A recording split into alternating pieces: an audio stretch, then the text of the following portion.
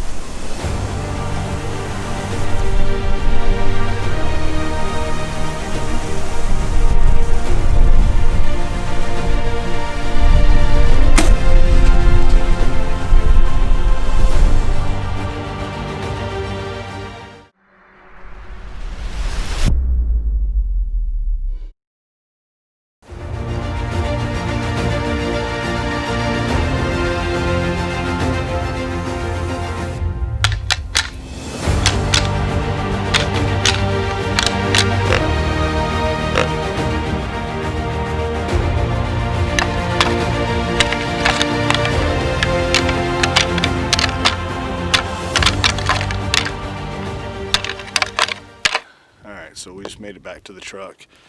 Today is day 3. We had that encounter the first night with the buck, and I don't know what you do. It's like 22 mile an hour wind. He stopped on his own. We didn't stop him. Launched an arrow at him, and he just ducked right underneath it. I mean, sometimes, you'll get a deer that'll duck at the shot. This deer, it's like he didn't duck until the arrow was 15 feet from him, and he pulled some David Copperfield stuff on us. But anyways, we've been coming back into this same spot, hoping to connect with him. But I mean, you can see the weather that we're dealing with right now. Just freezing rain and everything, but it can make things a little bit noisier, that's for sure. But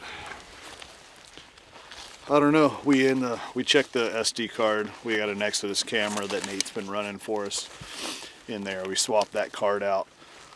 We'll get back and we'll see what's on the camera, and then make a decision from there. If it's been a ghost town, it's dead, it might be time just to abandon this spot and go find a new spot. But man, I hate to get sentimental and get stuck on a buck, but man, I'm kind of stuck on a buck right now. So I don't know.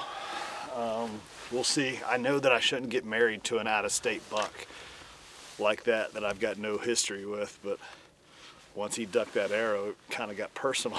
So, and he's a beautiful buck. He's huge. He's an awesome. He's what you come to Kansas for. He's kind of one of those bucks. So we're gonna go pick up our buddy Les Welch. He's actually hunting about 20 minutes from here. We're gonna go pick him up and see how his hit was. But I know he said he had rattled in a small one earlier today, but I haven't talked to him in a half hour or so. So maybe he rattled in something else or had another encounter. Or who knows? He might have one on the ground, and that'll be awesome too. Today is day 4 here in Kansas. We're sitting in a ground blind. It's the first time we've been in a ground blind since we've been down here, but we've actually got a decoy out here. I really wanted to run a Dave Smith decoy, but tried to get one, and Dave Smith said they're not going to have any until like next year. It feels a little different not being in a tree at night, but the change of scenery doesn't hurt, so we'll see what happens.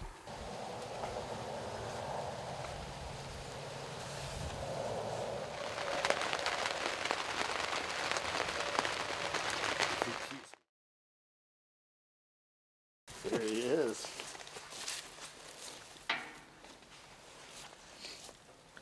Dude, he's actually heavier than what I thought from those trail camera pictures. It's heavy. Kickers off both G4s. That's super cool. That's sweet. Yep. That is super cool. Awesome, man. Congrats. Thanks, dude. That was fun. What's your rough number? I learned from you. Did you aim low? Like low? Yeah. How far? I'd ranged him at 45. Uh-huh. And he started quartering away and got into a gap. And I stood up and drew at the same time. I went, meh. And he stopped and he turned around and looked right at me. And I went, whew, find your 50. Find his armpit on his belly line. Uh-huh. Good. And the arrow just lofted. And he's just, I can picture the yellow fletching up here and him standing right here. Yeah.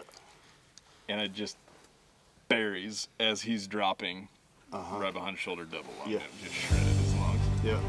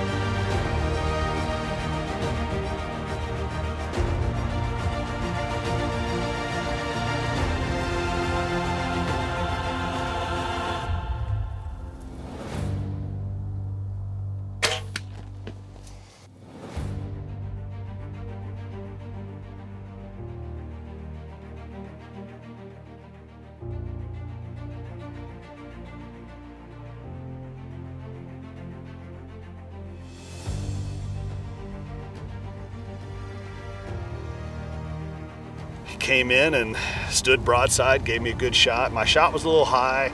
I actually spined him, which I felt horrible, but bailed out of the blind immediately and ran up and got a second arrow in him right away. Get this buck back to Iowa, take him to my buddy Sam Gaylord over at Old Barn Taxidermy, and let the team over there get him mounted up, and I'll be able to remember this hunt forever and get the meat over there for their processing center. And yeah, I'm pumped up, man. It's been a rough year, especially of late. You know, losing my father last week. I wanted to try to keep myself as busy as I possibly could, and one of the things that I enjoy the most in this whole world is bow hunting. Go chase whitetails, and it's been nice to kind of keep my mind off of things. And obviously I'm never going to forget my father, and he's with me on everything that I do and always will be.